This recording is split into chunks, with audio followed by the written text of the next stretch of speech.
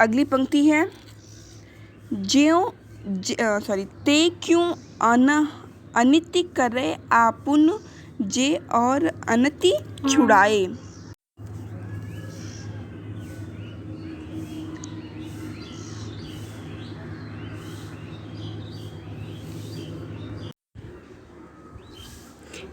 ते क्यों अनिति करे आपुन जे और अनति छुड़ाए। हम तो इस चीज़ से बहुत ही आश्चर्य हैं कि ते क्यों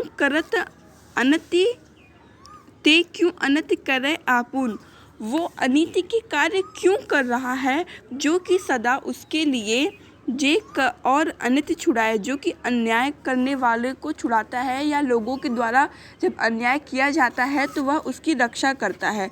आज हम इस चीज़ से बहुत ही आश्चर्य में हैं कि वह हमारे साथ इस प्रकार का अन्याय क्यों कर रहा है। हम इस चीज़ से बहुत ही आश्चर्य में हैं कि वह हमें इस तरह के दुखों को क्यों दे रहा है।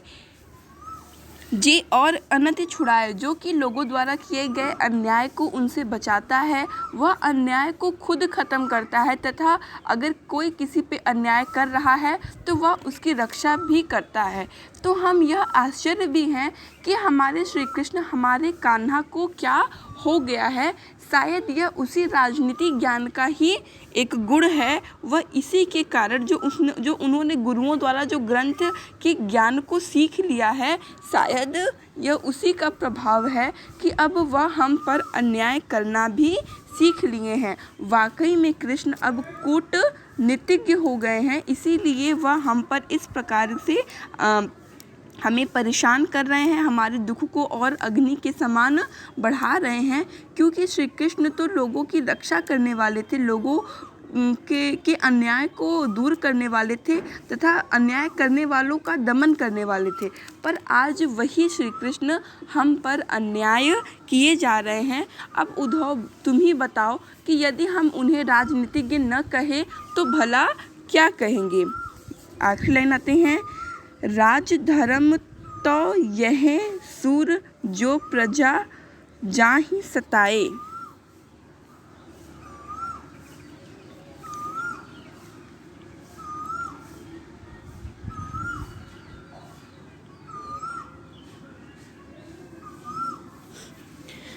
श्री कृष्ण को तो राजधर्म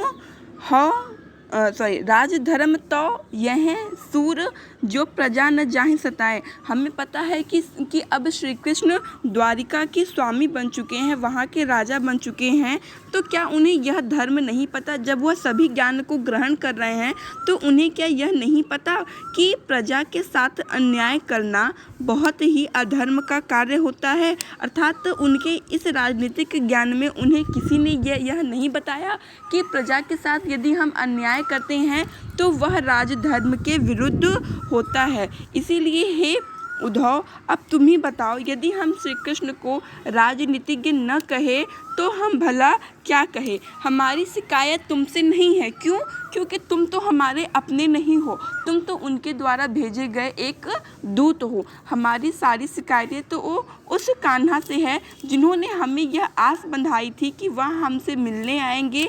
पर आज इतने दिन बीत गए, इतने महीने बीत गए, लेकिन आज तक उन्होंने हमारी एक भी सुधि नहीं ली तथा यह जानने का भी प्रयत्न नहीं किया कि हम किस अवस्था में हैं, हम जीवित हैं या मर गए हैं।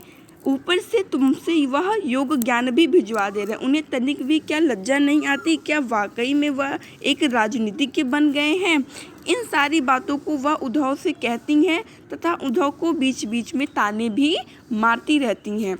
इस सारी पंक्तियों को मैं आपको फिर से बता दे रही हूँ। ये आपकी लास्ट पंक्ति है, इसके बाद मैं आपको क्वेश्चन आंसर दूंगी, उसको आप करते जाइएगा और जो भी पढ़ाया जा रहा है उसे ध्यान से पढ़िएगा।